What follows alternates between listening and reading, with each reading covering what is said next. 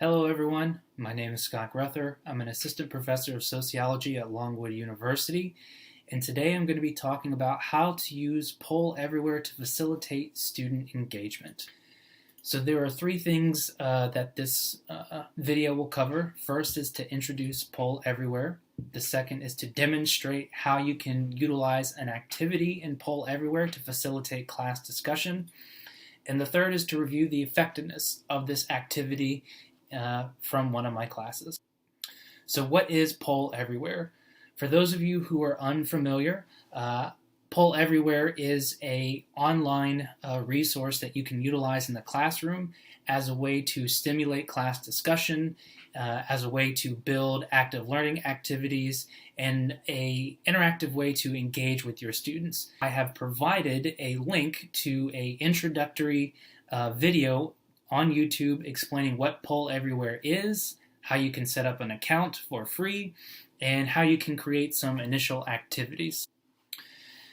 So how can you use it in the classroom? Well, the way that I have utilized it in my race and ethnicity course, I created an active learning activity to help students remember the material that we covered when talking about racial inequality in the criminal justice system. So in my race and ethnicity course, there are 5 main course learning objectives, but the 2 course learning objectives that this activity pertains to that I created in PollEverywhere relates to these.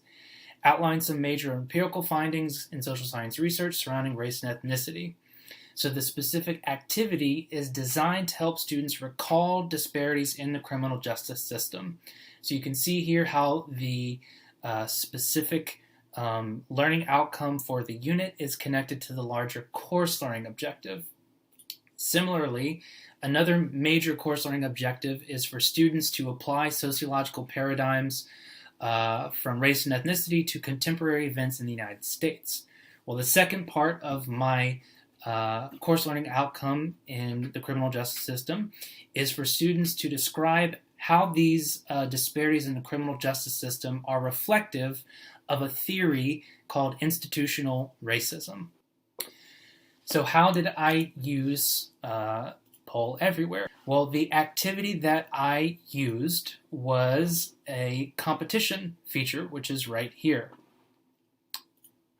So what I did is I created the activity using that competition activity feature, and I created one activity for theories that explain racial disparities in the criminal justice system. I created a second one called Criminal Justice System Statistics. So after you watch that introductory video, this part will make more sense to you all. So what I did is I took the assigned reading that students had to complete before class, and as you can imagine, the reading was very heavy on criminal justice system statistics, as well as theories explaining these disparities in sentencing, in policing, so on and so forth. So what I did is I created 2 games, one about criminal justice system statistics and one about explanations for these statistics in PollEverywhere. So once students logged into this activity, and once you have the activity set up and all the questions designed, what this looks like from the students' perspective is this here on the screen. So this is how the competition begins. Here's the title of the presentation. The instructions are down here. Essentially, you create a series of multiple choice questions, and then the faster that students can answer these questions, the more points they get. Then at the end of these questions, whoever has the most points wins the competition. So this, as you can imagine, is a great way to review a course reading. You can use this as a way to review for exams. There are a whole host of possibilities. So here is the first question. Students can read this question, and then once you're ready for them to answer it, you click again, and here you can see down here on the left side of the screen, here is a timer, which I have set to 20 seconds, but this is adjustable to 5 seconds, 10 seconds, however long you want students to answer. Then you can either left click before the timer ends, or you can wait until the timer stops, and then you can see here, the poll is locked. Students can no longer answer the question. You left click again. You You can see here the correct answer to this question is true. You left click again, and then you can see here how the points are calculated. So PollEverywhere would do this automatically. And then this process repeated itself for the remaining 11 questions. And then once you get to the end, it'll show who won the competition. And as you can see, this is just a really great way to review course material. Is this effective? Well, I think it is. So on the exam, there were 2 questions on statistics pertaining to the criminal justice system. 95% of students answered these questions correctly. There were 4 questions on theory pertaining to the criminal justice system.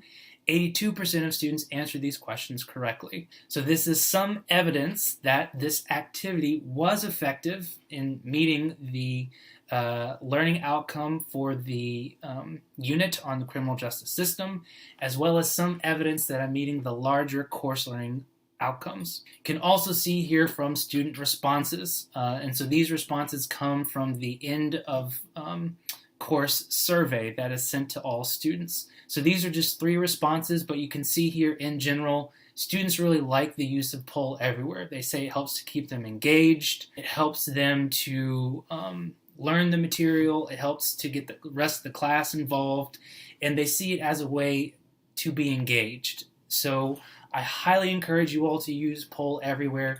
If you have any questions about this activity or PollEverywhere in general, I'm happy to answer them to the best of my ability. Here is my email. That is the best way to get in touch with me. So I hope you found this information helpful. Good luck to you all, and have a good start to your semester.